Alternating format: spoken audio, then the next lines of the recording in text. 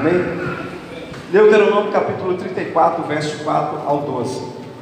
Diz assim a palavra do Senhor: E o Senhor lhe disse: Esta é a terra que prometi sobre juramento a Abraão, Isaque e a Jacó. Quando lhe disse: Eu darei aos seus descendentes, permiti que você a visse com seus próprios olhos, mas você não atravessará o rio, não entrará naquela terra. 5. Moisés, servo do Senhor, morreu ali em Moabe, como o Senhor dissera.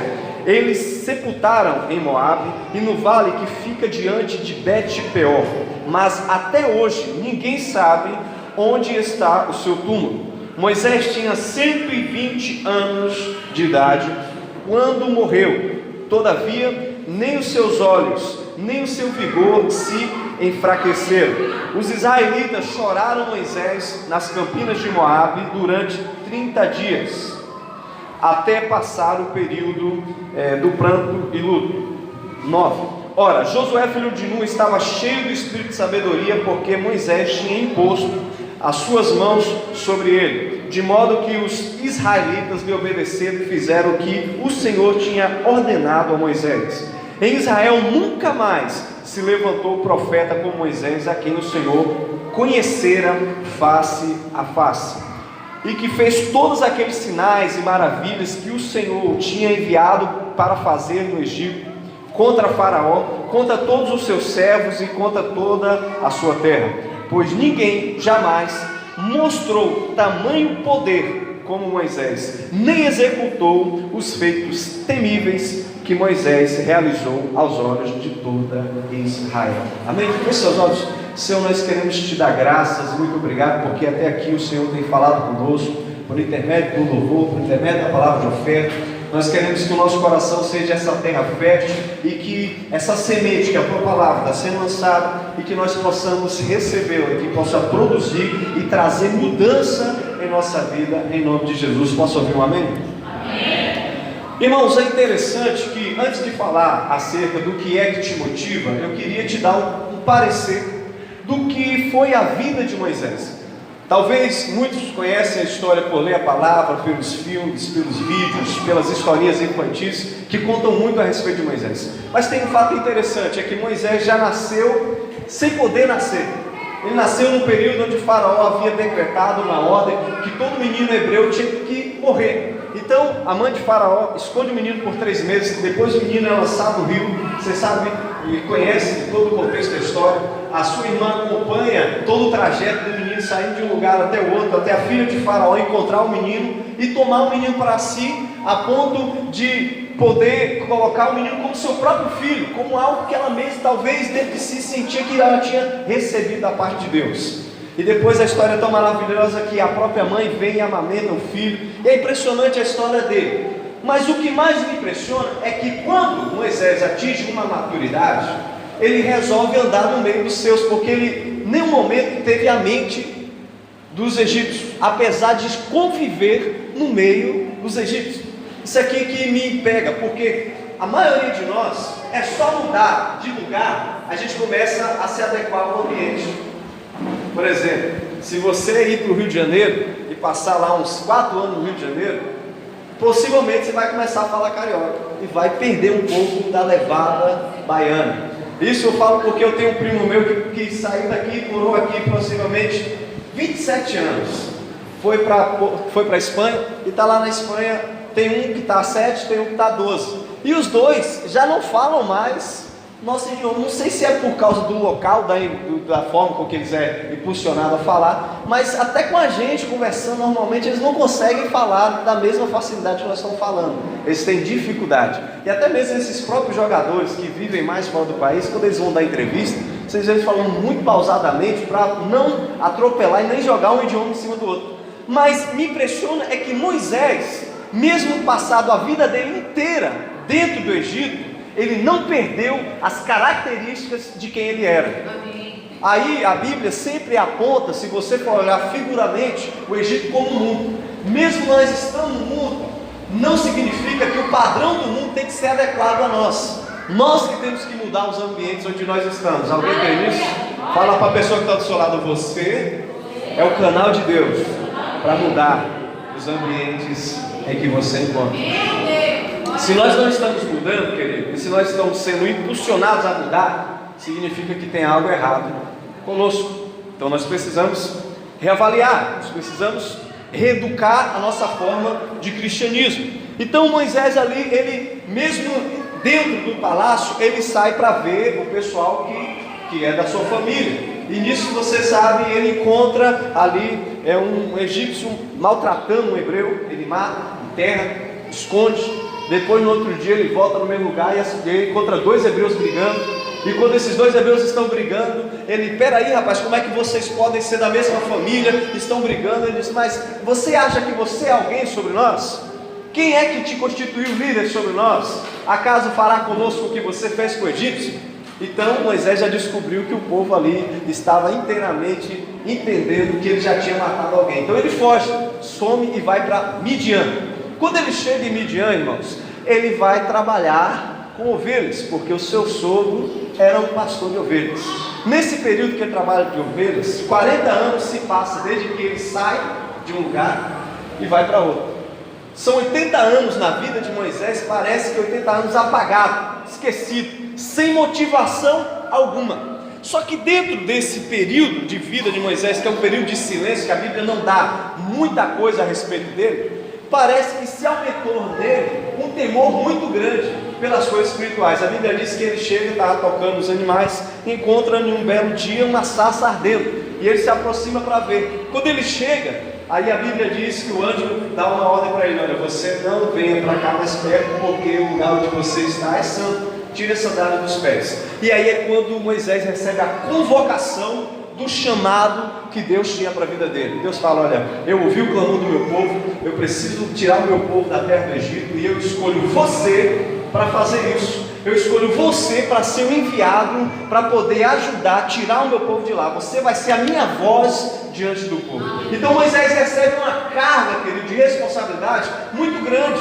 Então Moisés treme na base quando ele recebe: não, eu sou pesado de língua, não tenho habilidade para isso, nem sei conversar com o povo direito, eu não tenho nem experiência de relacionamento com esse povo. Como é que eu vou liderar um povo assim? Como é que eu vou liderar? Eu fugi do meio desse povo e agora o Senhor quer que eu retorne para lá? Então muitas vezes as coisas que vão nos motivar são aquelas que nós abandonamos no passado por ter medo de não continuar seguindo em frente. Nós abandonamos por quê? Primeiro, porque nós temos medo dos resultados. E outra, porque a gente não consegue ver o trilho pelo qual Deus vai levar para que a gente alcance essas conquistas. Então Moisés se vê incapacitado, querido. Ele vê totalmente sem motivação para continuar ali. Mas o que me impressiona é o seguinte: não fixe seus olhos em coisas que são transitórias. Fala para o irmão que está do seu lado: não fixe seus olhos em coisas que são transitórias. Porque, irmão, em João 1, se você quiser abrir aí, em 1 João, capítulo 2, verso 17, diz assim: o mundo e suas cobiças passam, mas aquele que faz a vontade de Deus permanece para sempre. Diga assim: aquele, fala mais forte, aquele que faz a vontade de Deus permanece para sempre. Hoje a quantidade de cristãos que desistem e estão desmotivados é pelo fato de terem alguns dos seus objetivos frustrados.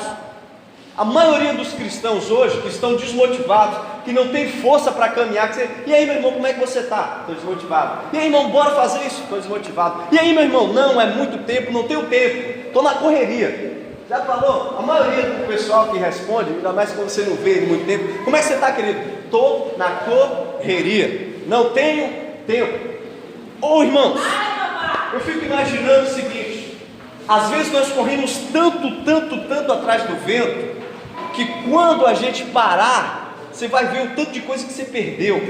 Eu não estou falando que você perdeu financeiramente, estou falando que você perde convivência, perde relacionamento, perde comunhão com Deus, tempo. Então o que é prioridade para nós? Prioridade deveria ser nosso relacionamento diário com Deus. mas a prioridade para nós são: tem que responder e-mail, tem que ver porque o meu trabalho está assim, eu tenho que entrar na rede social, porque se eu não aparecer na rede social, vai embolar de gente no meu WhatsApp, muitas mensagens, vai travar meu celular. Então eu estou me adequando ao padrão do Egito, e estou deixando que o Egito domine quem eu sou, e aí eu acabo perdendo meu relacionamento com meu Deus. Então, mais cedo ou mais tarde, eu vou estar desmotivado.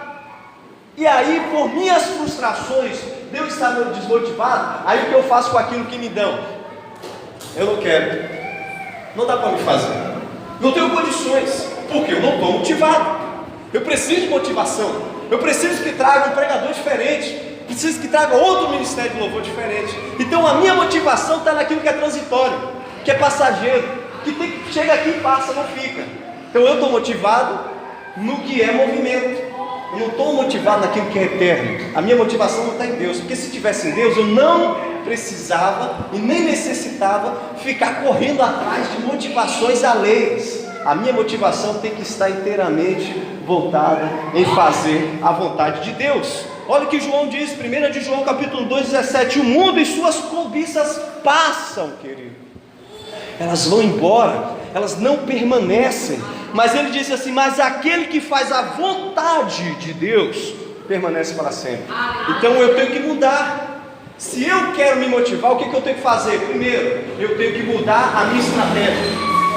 Eu estava conversando com um pastor, né? A gente foi no ministério, ele estava falando sobre como que ele mudou o hábito dele de vida. Ele estava falando sobre, agora ele tem uma bike e fica correndo, e ele disse que isso começou aos poucos, depois ele foi aumentando, e hoje ele anda quase 50 e tantos quilômetros de bicicleta. Ele é gordinho, né, fortinho. Eu fiquei surpreendendo, porque que ele consegue fazer um trajeto tão grande. Ele diz: hábito. Aí eu peguei, aí falei com ele, até estava na mesa com os meninos, falei assim: tá aí, é a mesma coisa quando a gente passa para o espiritual. Se a gente não tem um hábito de orar, você nunca vai orar.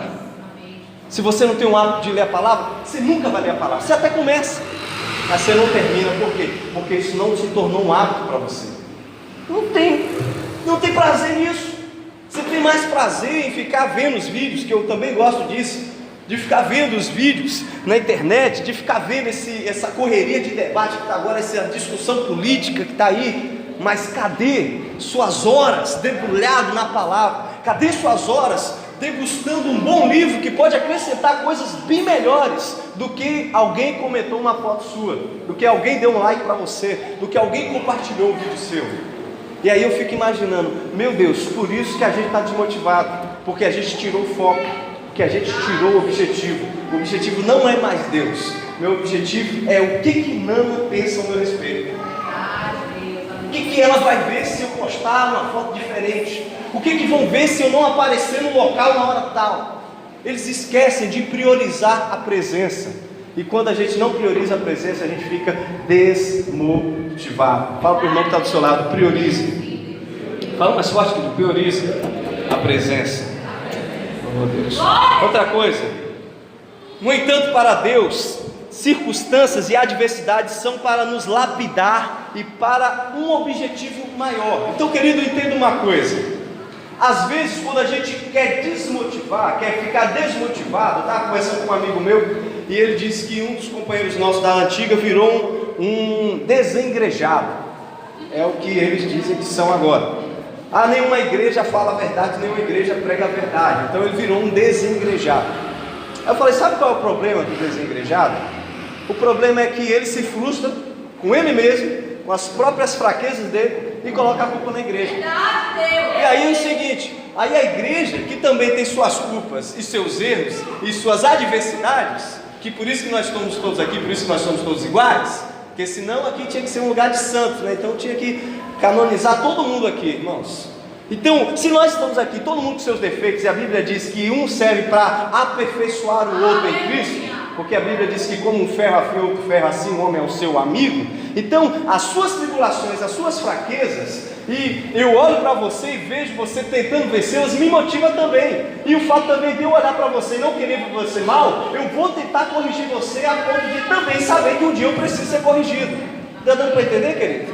Não é apontar o erro do meu irmão, é dizer para ele: querido, para onde você está indo aí é um caminho difícil, não tem volta, então volta para cá, vamos tentar guiar-nos para um outro caminho, vamos olhar para a Bíblia, o que a Bíblia diz a respeito disso. Então, falando sobre desengrejado, eles têm essa ideia, então eles estão desmotivados e encontram falhas na igreja, que vão encontrar muita falha.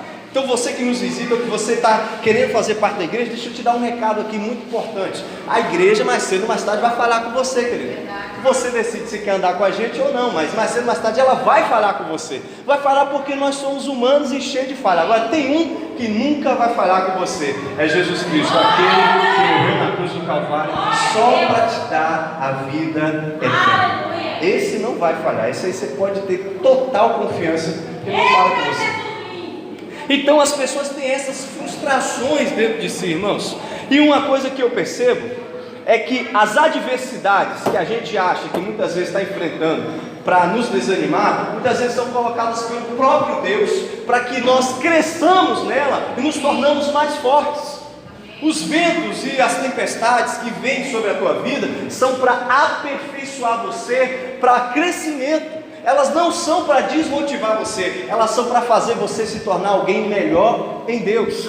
Olha o que Deus falou para Josué, isso aqui é impressionante. Josué 1, verso 9, Deus chega para Josué, Josué está com uma responsabilidade muito grande de pegar o povo, levar para a terra prometida. Moisés já estava morto, ele estava sentindo um peso enorme, estava recanteado, com medo de enfrentar as adversidades. Deus chega para ele assim: não fui eu, no verso 9, verso 9, não fui eu que lhe ordenei, seja forte e corajoso, não se apavore, nem se desanime, pois o Senhor, o seu Deus, estará com você por onde quer que você andar.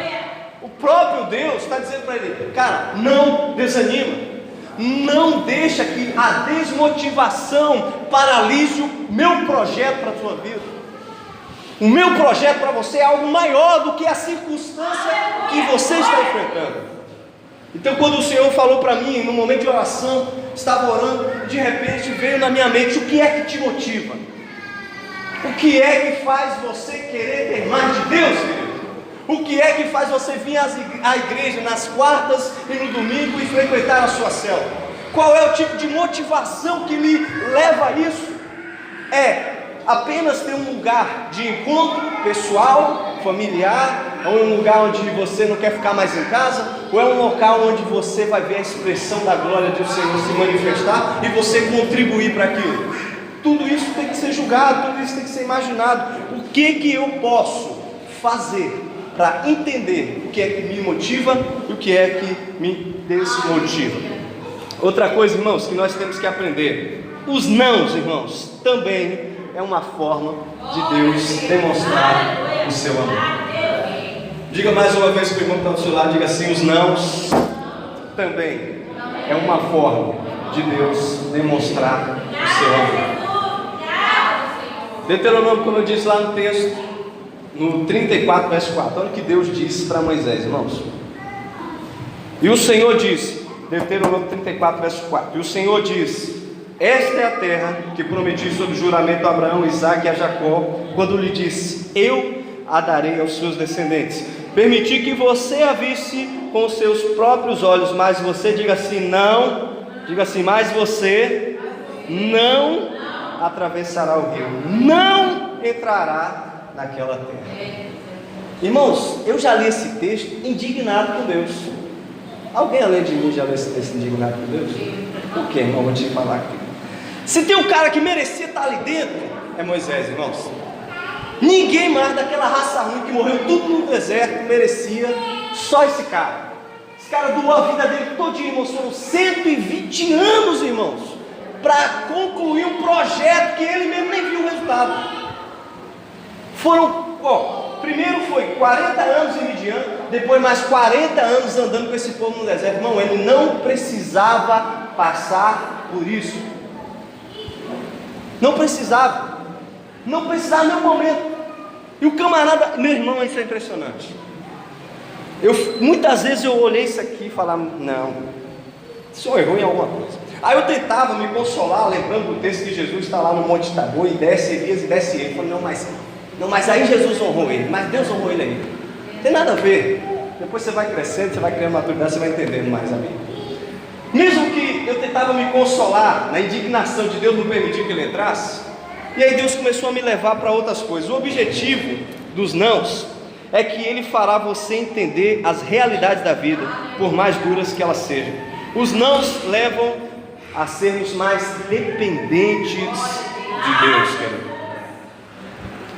Olha o que Jesus disse para a mulher samaritano em João capítulo 4, verso 13 e 14. Jesus respondeu: quem beber desta água terá sede outra vez, mas aquele que beber da água que eu lhe der nunca mais terá sede. Pelo contrário, a água que eu lhe der será nele uma fonte a jorrar para a vida eterna. O que tem a ver isso com o nome de Deus, irmãos? Deixa eu te explicar. Porque aquela mulher já tinha se sentido tão frustrada com relação por ela ser de uma linhagem distante de Israel, não fazer parte do grupo de elite de Israel, que ela já começou a identificar na vida dela que ela não tinha mais nenhum tipo de novidade para receber da parte de Deus.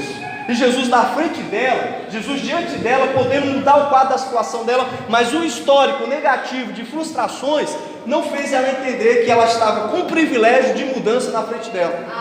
Aí passa para a nossa realidade, quantas vezes eu e você frustramos, as coisas não deram certo, não estão dando certo, não de Deus, não de Deus, não de Deus, não de Deus. Então o próximo, você imagina, não é não também. Então eu nem vou interceder por isso, eu nem vou orar mais por isso, eu nem vou me colocar mais para receber alguma coisa, eu não quero mais nada, porque já vivi tão frustradamente. Aí Deus diz assim para ela: mas mulher, se você soubesse quem é que está diante de você, você acordaria. Você não precisava colocar limitações, não, mas o poço é fundo, você não tem balde, acorda, como é que você vai tirar água aí? Como é que você fala comigo que eu sou mulher? As limitações que ela enfrentou durante toda a história dela, ela colocou diante de Deus. Mas deixa eu te dizer, as suas frustrações, suas limitações, suas dificuldades diante de Deus não são nada, querido, absolutamente nada. Então os nãos de Deus são para nos melhorar no relacionamento, nos deixar melhor nos relacionamentos com Deus. Deixa eu te falar assim, quando você diz não para o seu filho, você diz mais não ou sim para o seu filho, irmão? O que você diz mais? Claro, por quê? Porque é uma forma de você mostrar para ele que as coisas têm valor, que as coisas custam caro, que as coisas não são de qualquer jeito. Então por que a gente fica irritado com os nãos de Deus? Se você mesmo padroniza que os não são o maior resultado que você diz para os seus filhos. Não mexe nisso, não faz isso, não pode isso agora, não, não, não, não, não, não, sempre não. E ali, você falou bem, eu já falei que não, dando uma ideia de que ele vai permanecer com não. Mas aí eu quero te dizer o seguinte: esses nãos de Deus, que Deus fala, se vocês que são maus sabem dar boas coisas aos seus filhos, tem que dar a mim. Aleluia. Então, irmãos, vamos tentar entender, que eu sei que é difícil, mas a forma com que Deus trabalha na nossa vida, ela é diferente. Por quê? Porque nós somos imediatistas, queremos as coisas da noite para o dia. Por que eu digo que nós somos imediatistas? Quando Elias, ele desce do monte e vai levantar um profeta em seu lugar, a Bíblia diz que ele passa e encontra Eliseu arando as terras com os bois. Quando ele passa um manto sobre Eliseu identifica que aquele é o momento profético para ele poder entrar na caminhada.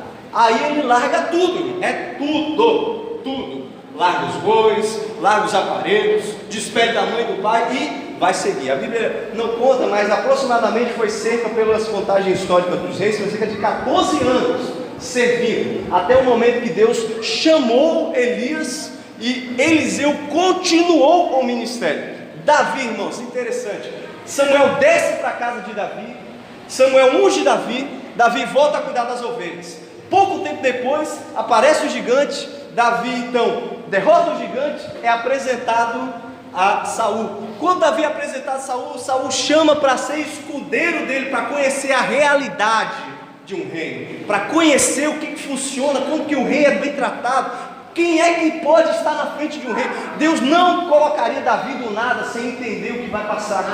E você acha que Davi não ouviu não?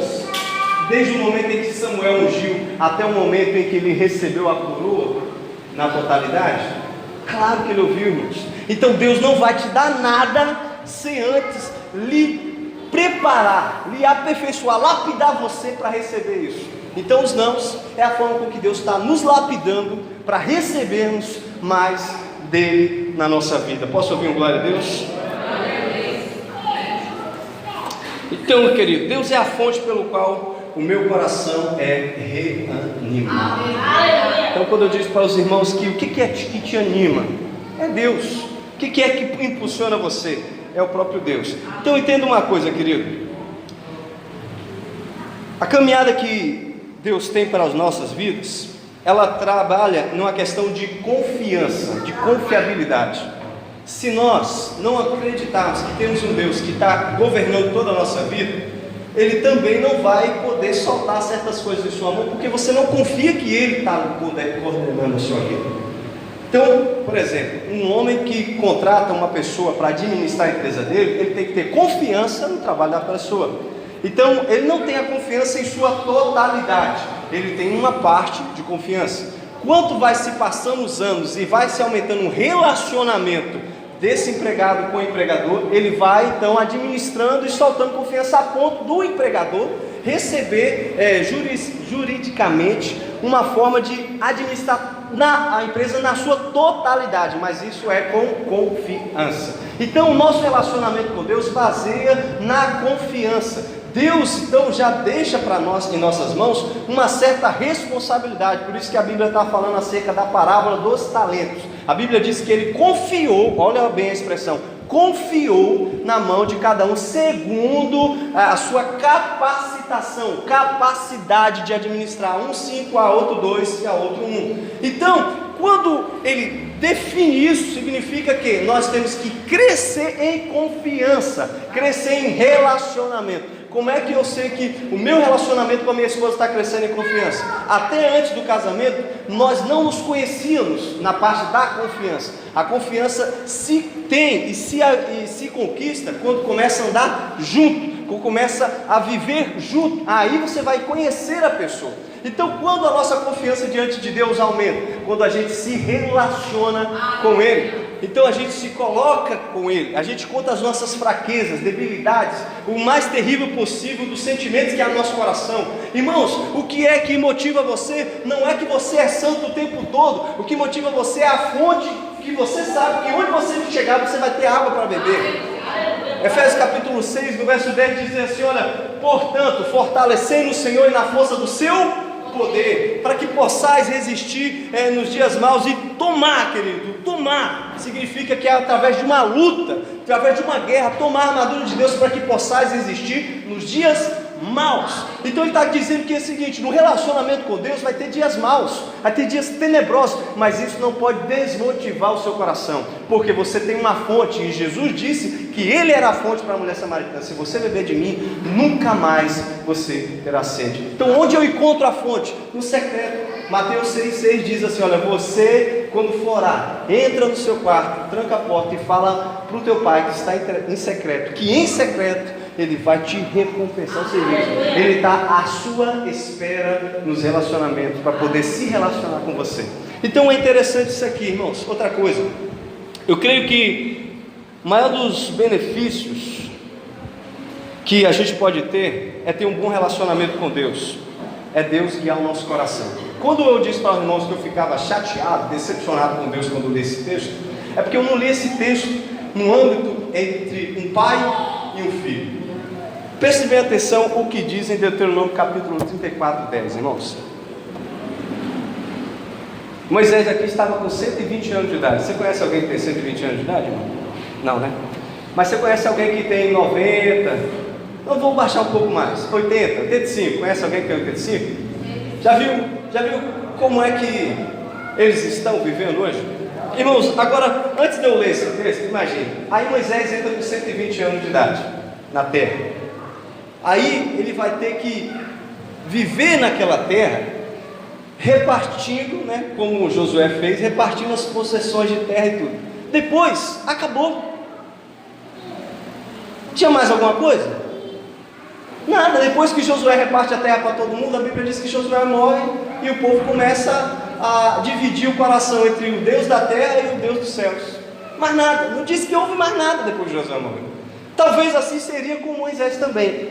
Mas olha o que Deus fala em Deuteronômio capítulo 34, 10, irmãos. 34, 10, diz assim: em Israel nunca mais se levantou profeta como Moisés, a quem o Senhor conhecera face a face. Tem uma coisa que eu me impressionei aqui. Lembra que eu te falei que os nãos de... no 34, 12: pois ninguém jamais mostrou tamanho poder como Moisés, nem executou os feitos temíveis que Moisés realizou aos olhos de toda Israel. O que quer dizer então com isso aqui, Samanta? Quer dizer que Moisés fez coisas que nenhum daqueles fizeram, nem por isso ele entrou na terra. Mas por que então nós estamos falando sobre motivação e sobre a terra, já que a terra era tão prometida, já que a terra era algo que eles tentaram por 40 anos conquistar aquele negócio? Se eu te falar, eu não sei te dizer na profundidade e na totalidade se esse de fato era desde o princípio a vontade de Deus.